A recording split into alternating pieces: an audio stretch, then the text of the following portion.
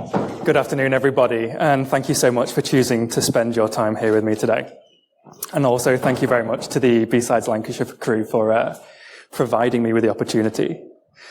As Dan mentioned, I'm Rick, and I'm a principal security researcher at Orange Cyber Defense. What that means is I get to spend a lot of time asking weird and wonderful questions and seeing if we can find some interesting stories to tell about them. One of those weird and wonderful questions was, can we ransom operational technology? And that came to the story that I'm going to be telling you today, Dead Man's PLC, ransoming the physical world via operational technology. So let's set some context.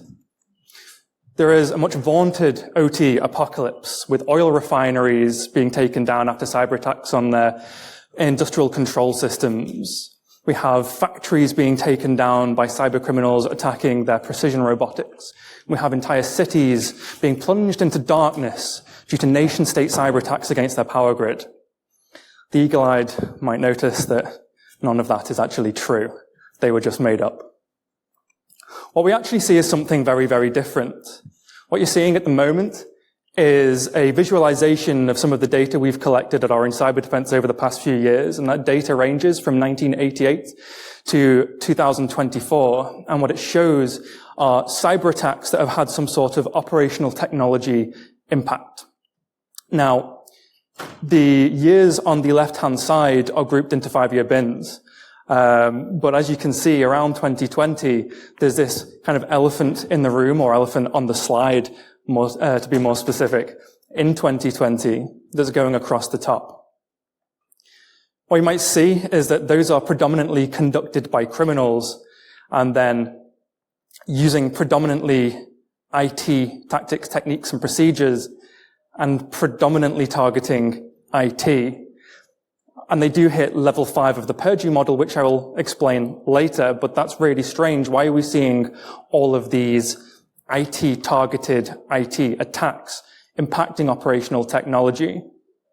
Well, the reason is the advent of ransomware as a service and double extortion that kind of kicked off and became a prolific problem in 2020. The reason this is impacting operational technology is twofold. The first reason is that maybe the victims just don't trust their security controls, or just through an abundance of caution, they either disconnect or turn off their operational technology. And the other reason is that perhaps there are dependencies that the OT relies on within the IT that may get encrypted or ransomed. But that's really weird, because these are still affecting operational technology. So if we take a very brief and non-comprehensive look at the cyber extortion kill chain, what you can see is there are a veritable number of technical ways to skin a cat. And what we get to at the end is the 7 criteria on the right, which are essentially a crime at the end of the day. To be able to do some sort of extortion crime in the cyber domain, you still need to have a threat. You need to have a demand. You need to have proof of life. You need to pressure them. You need to be able to facilitate a negotiation, receive a payment, and then return what has been ransomed. But that is a crime. So if we start looking at this as a crime rather than a technological issue, we can start to involve criminological frameworks such as routine activity theory. So routine activity theory has 3 main pillars that basically need to be there for the crime to be perpetrated. The first is there needs to be a likely offender, which must have the capability, the motivation, and the viable modus operandi to be able to actually do the crime. There needs to be a suitable target, so a victim who has a vulnerable enough attack surface and also presents the criminal with enough time to do their crime. And there has to be an absence of a capable guardian. And with cybercrime, that kind of follows 2 different strands. So typical law enforcement, which is there for every type of crime, which, as people in this room probably know, is struggling to keep up with the cybercrime ecosystem, but also the technical controls as well. So if we continue back on the OT narrative, we can see that the second and third pillars are still there for operational technology. There are absolutely suitable targets that are suitably vulnerable and afford enough time for cybercriminals to do what they want to do. And also the absence of a capable guardian. Law enforcement is no different for IT and OT. And technical controls, if anything, are more difficult to implement in an OT environment. So what we're missing is something from the likely offender. Specifically within that, it's a viable modus operandi. And what that boils down to is being able to monetize cyber attacks on operational technology. So I want to take you back to the OT context for those in the room that may not be familiar before we continue down that road. So a brief primer on the two main categories of device that may be important for the rest of the talk. First, on the left is the programmable logic controller, which is the heart of the OT environment. This takes a configuration from an engineer and then uses that configuration to sense the environment around it and then actuate it in accordance with its configuration. So this could mean understanding what's in a tank and changing pumps and valves, or it could be doing something with a robot on a manufacturing line. Moving over to the right, we have the human-machine interface, which is essentially a way for the engineer to interact directly with the physical environment. This may be a touchscreen, it may be a Windows device, but what you'll typically see is a diagram known as a mimic on screen, and then the engineer can kind of make small adjustments on the fly. I mentioned the Purdue model before very briefly, and this is the Purdue model, or more specifically, the Purdue Enterprise Reference Architecture. And what this is not an actual architecture on which to build your operational technology, but more of a conversation piece and to kind of have a language to talk to other people and understand where certain assets may be. The three things I want to draw your eye to are in the orange dashed boxes. So at the top, we have levels 4 and 5, which are the typical IT environment, which you may be familiar with already. And then the bottom box is the operational technology. So they are levels 3 down to 0, which get progressively closer to the physical environment as you go down. And then in the middle is the all-important demilitarized zone, the artist formerly known as air gap. And then I also had a couple of other categories within that visualization that I want to quickly explain with a taxonomy that we created simply to really understand the data that we were looking at when we were creating our data set. So we split this first into two categories, those attacks that exclusively use IT, tactics, techniques, and procedures, or TTPs, and those also included the use of OT TTPs. For category 1, with the IT TTPs, we then split that into how the targeting kind of occurred. So 1A is just the IT itself was targeted. 1B was where there was IT and OT targeting, where the attacker may have opportunistically or accidentally spilled into the operational technology environment. And then 1C, which is quite rare, is where the adversary uses IT TTPs against things within the OT environment, things Windows desktops, things servers, and things like that. Obviously, for category 2, if we're going to be using OT TTPs, the OT has to be targeted, so we couldn't split that way. So we split it into sophistication. And there are two very distinct types of attacks that we witness in operational technology, those that are very crude and those that are very sophisticated. The crude attacks are where an adversary just gets into the environment and uses commercial off-the-shelf tools or whatever, like Metasploit modules or just brute forcing human-machine interfaces to essentially do anything that they can. The sophisticated attacks are where the adversary has a much more meaningful and desired impact, and therefore they'll use a tactic that is unique to an operational technology attack known as process comprehension. And that's where they understand or build an understanding of how the physical environment and the operational technology are configured and how they work together to then optimize their attack and do something that has true meaning to them.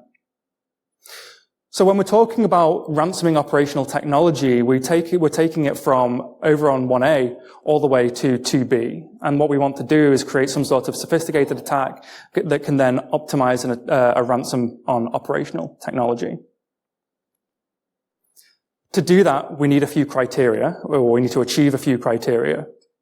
So the first is it needs to be scalable. We can't just take the typical encryption-based ransomware approach to operational technology. If we try to encrypt a programmable logic controller, then it's not really going to work. Even within one facility, the diversity is so large that it would be difficult to scale. So one facility may use multiple vendor ecosystems, and within that ecosystem, multiple models, and within those models, multiple firmware versions, which all may require different vulnerabilities. We need to keep it stable. The typical approach for ransom is to cause complete instability to begin with, but that disincentivizes payments from an operational technology perspective, because if your factory or your power plant has already gone offline, there is no incentive to pay, and the incentive is actually just to rebuild and ignore the attackers. So we need to keep it stable, and we also need to have a credible threat, which takes us to our next criterion, the credible threat. So we need to truly understand the environment to be able to say that if you don't pay, or if you try and tamper with our attack, we're going to cause serious consequences that are going to cause safety issues, and they're going to cause you financial issues as well. And because we're leaving the environment stable during the attack, we need to then be able to detect tampering and prevent recovery, which are our next two criteria. So we need to be able to make sure that while things are stable, the victim doesn't try and check out what we're doing and tamper with it, or even try and recover from it by introducing a programming device and disabling things. And then finally, we need to be able to disarm on payment, because we're cyber criminals, but we're trustworthy cyber criminals. So if we're going to go to a second victim, they have to know that the first victim actually did get their facility back once they paid. So we achieved this, by developing Deadman's PLC. So if we go back to the cyber extortion kill chain that I showed you before, what we can see is if we change that to the Deadman's PLC kill chain, if you will, there's very little difference, and we still kind of follow the same style of kill chain. And what's very crucial is we still end up at that thing on the right, those 7 criteria to commit a crime. So I'm going to talk about how it works first, which will be a kind of overview of an implementation, which will show screenshots, and it will also show a diagram that we build up very simply. And then I'm going to talk about why it works, and we'll look at some animations and some videos. So if you focus on Deadman's PLC, the 3 deviations from the other kill chain are the intrusion, positioning, and threat model. They are the internal reconnaissance and preparing Deadman's PLC, and then there's deploying and arming Deadman's PLC. If we look straight towards the intrusion, positioning, and threat model, we start at the engineering workstation, which is the typical desktop device that's used to configure the programmable logic controllers and essentially give controls out to the entire facility. Now, that may seem unrealistic because we have to get over the internet, through the enterprise network, through the demilitarized zone, and then to the engineering workstation. But attacks that actually target operational technology, of those, a third tend to stem out from the engineering workstation. So this isn't as unrealistic as it may seem. So if we start with the internal reconnaissance, here's us, here's our engineering workstation. And the first thing we want to do is identify and validate the current PLC project. We want to know what's going on. So if we have a look at our screen, what we can see is the Siemens tier portal. And for some foreshadowing, we're going to be using the Siemens ecosystem for the rest of this talk, but any ecosystem is available. So what we can see here, although it may be small on the screen, unfortunately, are a few little green boxes that show that the PLCs that we're looking at and their configuration are live, and they are on the working PLCs as well. So now we already know the PLCs that exist, and we know that we have access to them, and we know that the code running on them is valid. The next thing we want to do is identify pre-existing PLC to PLC relationships, basically where the PLCs are talking to one another, because we're going to build on that later. So that may look a little bit like this on our screen, and then if we build our diagram, this is not the same as the screenshot, it's just for illustrative purposes. It may look like this, that we're the PLCs that are talking to one another. The next thing we want to do is identify core code blocks, so things that are running on the PLCs. That may look a little bit like this, and for our demo, this is actually the main code block that everything else stems out of. And the reason why we need to know this and know about the code is because first we need to keep that stability. So we need to make sure that whatever we implement doesn't affect the stability of the legitimate code on the system. But also by getting a good understanding of this code, what we also know is how to optimize the consequences if we need to enact them. So now we have that, we know how to keep our environment stable, and we also know how to enact the most optimized consequences that we actually want to. So we've done our reconnaissance, and now we need to deploy and arm Deadman's PLC. The first thing we need to do is introduce a covert monitoring network. And the way we do that, I need to do the diagram again. We're going to take our lines away because we're going to build our own lines now. So this is where we're at right now. The first thing what we're going to do is build a heartbeat network in. And what that does is it means that every single asset under our control has mutual accountability with one another. So if a sender cannot send a heartbeat to a receiver, it knows that the receiver has been tampered with. And vice versa, if the receiver does not receive something, it knows the sender has been tampered with. This basically acts as a dead man switch throughout the entire network, which is where we get our name Dead Man's PLC. Snap 7 there as well is the Python library for interacting with the S7 COM protocol from Siemens, and that's how we include desktop devices in our attack, as well as PLCs. Now, we do have mutual accountability, but that doesn't mean that all the devices snitch on one another. So we need to introduce alerting as well. So if a device does detect that there has been a tampering or some sort of recovery attempt, what we do is we flip an alert bit and then we propagate that throughout the entire network within less than a second, such that as soon as anyone tries to tamper or do anything, we propagate out an alert and then we start enacting the consequences. These are done via basic things that already exist within the Siemens library function. So these aren't things that we've had to implement. They are quite literally drag and drop. So now what we have is our heartbeats going throughout the network and our alerting system ready to snitch on all the devices. So then we need to prevent recovery devices as well. So this is really simple. Once we push Dead Man's PLC out to the devices, we take a baseline of the connections that are expected to that device, and if they deviate whether up or down, we then change that alert bit, and then the alerts propagate throughout the system. And it looks a little bit like that cute little watchdog camera there. So then we need to introduce a payment limit as well, right? Because if we're remaining stable throughout the environment, we can't just leave it stable forever. There has to be some consequences. And this is possibly the easiest thing. We literally just set a timer on all the assets that's synced up. And then if the timer runs out, the alerts propagate and everything goes wrong. So that looks like a cute little 24-hour clock on the engineering workstation there. And then we need to introduce code to disrupt the process. We need that credible threat. So that top screenshot is what I showed you before when I talked about identifying core code blocks, but this time we have a little gateway there so that if an alert does actually propagate, we stop that code running. All of the legitimate code will cease, which already causes issues for the operational environment. But what we do as well is we find out how best to destroy the operational environment, and then if those alerts do propagate, we enable our malicious code, and then that rips through the physical world. That's on the bottom, so we can see that the gate isn't set yet. But if it is set, we have some bits of code that stem off from there. For our demo environment, it's really simple. It's not super optimized, but you'll see that shortly anyway. So now we have a way of removing the heartbeats. They will stop, the alerts will propagate out, and then the consequences will be enacted should we need to enact them. Then we need to prevent the victims from reversing changes, which is actually probably the most simple part. PLCs can be password protected, but because of usually the geographical range, or perhaps in an event of an incident, we don't want to be typing in a long and complex password if something's about to explode or something else is on fire. So instead, usually, operators will just tend to not have passwords, and we can use that to our advantage and start password protecting everything once we deploy our attack. So then we have little padlocks everywhere as well. And then the last thing we need to do is arm Dead Man's PLC. So we're going to take out those heartbeats and those alerts for now, because actually we haven't deployed this at all. We've just been building this configuration locally.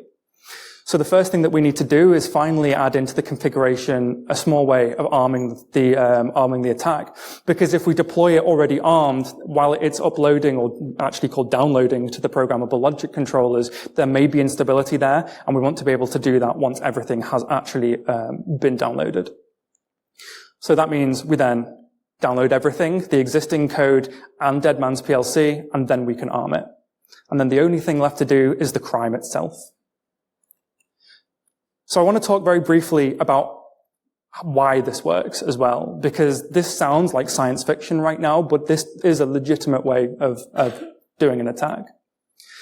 So the first thing is that once we've armed Dead Man's PLC, the alerts and the heartbeats will talk to one another the entire time. Also, the devices will talk to one another with the alerts and heartbeats. And these are constantly checking on one another to make sure that nothing happens.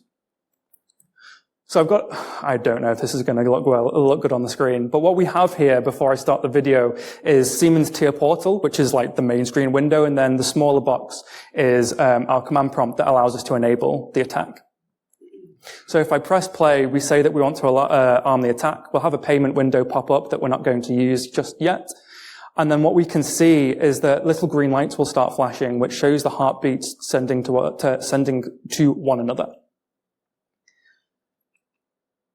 And that's that. But what happens if Deadman's PLC is tampered with? Because that's the most important part, right? So if, for example, they want to try and recover one of the programmable logic controllers, say number 3 down at the bottom right, they try and pull that out, and the heartbeats cannot reach it, and the alerts propagate out, and our consequences are ensued. So I'd like to introduce you to conveyor.exe, the OT equivalent to calc.exe. And here we have our lovely little factory, which just has what looks really slow. It has one conveyor in, one conveyor out, and a robot moving the boxes. It's very, very simple. So we move over to our attack, and we arm it, and we get rid of that pesky payment window again. We can verify that the heartbeats are sending towards one another, and then we can go and check with the physical or virtualized physical environment to make sure that everything is still running and stable, because we want to remain stable until the consequences should be triggered. Everything in the land of conveyor.exe is fine. The boxes are being moved about happily. But what happens, the victims now want to try and recover, so they pull a PLC out. There's a very handsome hand on screen pulling out a network cable. And then immediately the heartbeat cannot be received by that device, and it doesn't send any, and the alerts propagate out.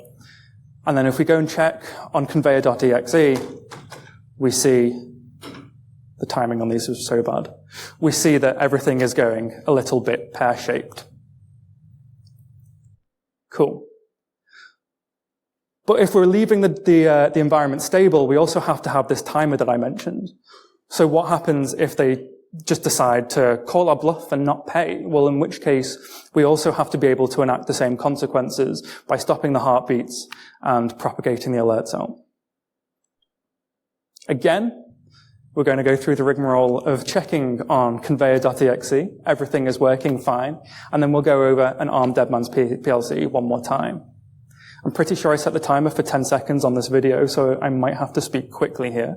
We get rid of the payment window, go quickly check that everything still remains stable, because that's, again, one of our criteria. And then the timer is running out about now. The heartbeats will stop, the alerts will propagate, and conveyor.exe is once again having a bad time. And for one last thing, what happens if the victim caves and pays us? Well, in which case it's really simple. We ask for money, they give us money, we stop everything, and we disarm Deadman's PLC, and they get the benefit of having their facility back under their own control. Again, for the last time of conveyor.exe, everything is working fine. Unfortunately, this time, with any luck, it will remain fine. We go and arm Deadman's PLC again, but this time we won't get rid of the payment window. And just for one last time, we'll go quickly check that the environment is still stable to prove that everything is working okay.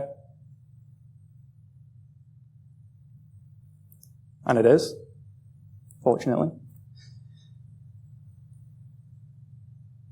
But then the victims have caved and they've paid us, so we give them the super secret key of 1234.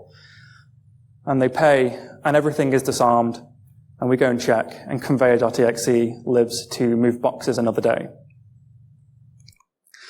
So what about defenses? Because this is just messing with configurations. There are actually a number of defenses that you can do prior to the deployment. If you want to do it from a network perspective, you can follow best practice network segregation. You can have a good demilitarized zone that doesn't allow attackers through. You can split your operational technology environment down into as granular cells as possible so that this is more difficult to propagate. On the engineering workstation, these are typically just normal desktop devices, which are just as easy to secure, to secure as any other desktop device. But with the added bonus of this configuration software we've been using, can actually have a second factor of authentication in the form of a USB stick that has a license on it, which means the software won't run if the USB stick is not plugged in. And that helps to follow that procedure and not leave it plugged in all the time. And then finally, for the programmable logic controllers, you can password protect them. It doesn't have to be super, super complex and long to type in, but it can, even the littlest password is going to help better than none at all. And also, you can leave the PLCs in running mode rather than configuration mode. But what happens if Deadman's PLC has been deployed and armed? We've spoken about this around the world, and we've spoken to people and red teamed how we would actually recover from this in that event. And so far, we have come up with absolutely nothing save from a graceless shutdown of the facility, which is going to take weeks or even months to recover from. And that's going to end up inevitably being more costly than a ransom payment. So I'm going to leave you with a few takeaways, just basically highlighting the key points of the talk. Attacks that impact OT environments are indeed increasing. You may be seeing that around in terms of marketing, and it's true. But it's only because of things like cyber extortion against IT environments at the moment. We're not really seeing that many sophisticated attacks against operational technology. A viable modus operandi is all that criminals need to actually target operational technology with crime and extortion. And this is all possible, as you've seen today, while living off the land, without any 0 days or even any exploits. This all can be done just from the engineering workstation. And finally, good, or even best, if you will, practice will prevent Deadman's PLC from deploying, but once it has been deployed, there is not much you can do. Thank you very much. That's me. There's a QR code on the top. Yeah, right. Oh, no, it's your left, top left, of the paper that this work is based on. And also, if you want to read more about the stats that we collect, our in Cyber Defense's Security Navigator is our annual report, and my content for this year is on page 78, so please do check that out. Thank you very much. Thank you very much. I think we've got Helen at the back. Thank you. Helen, come down. Whilst Helen's setting up, does anybody have any questions for Rick? Stunned silence. No, nobody cares about your... Oh, one, two. Okay, 2 questions. Great. I will give this to you, and then I'll help Helen set up, and then the very astute man there with the purple jacket. Thank you. Yeah, so that was interesting. Have you considered that, or is there any scope for using a similar technique in a sort of defensive capability? So setting up monitoring that does heartbeats, does integrity checking of the PLCs that are present in order to counter someone doing something like this? That's where this actually came from. Interestingly, we thought about the idea of doing it as a defensive mechanism first. There is a company in the US that actually do this, where they go into facilities and will modify the configuration files to act as canaries, essentially. I don't know how well they're doing. I hope they're doing really well, because it's a really interesting idea. But I haven't really looked into it personally, other than going, actually, we could do this offensively. That sounds more fun. So that's what we did. But yeah, absolutely. If you could just pass it to the gentleman at the back there. Peer-to-peer microphones. Thank you.